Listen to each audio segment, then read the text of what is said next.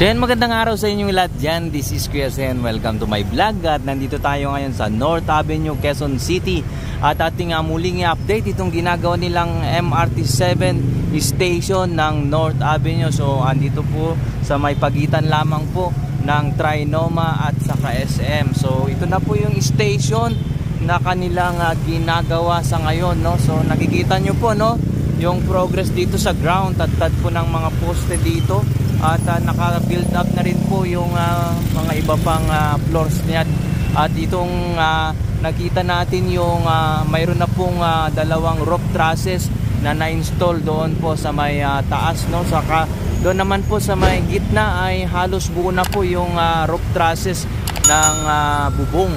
So dyan po yung patungong Mindanao Avenue at nandito naman po yung North Avenue Metro Manila Subway dito sa may bandang kaliwa natin. So tayo mag-update dito at idamay na rin po natin itong ginagawa nilang Unified Grand Central Station, yung nandyan po, at yung patungo dito sa may EDSA.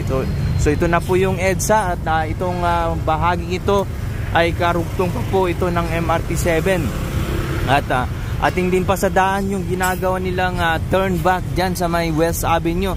Dahil tad-tad na rin po ng mga poste o columns, rebar columns para dito sa may MRT7 turn back.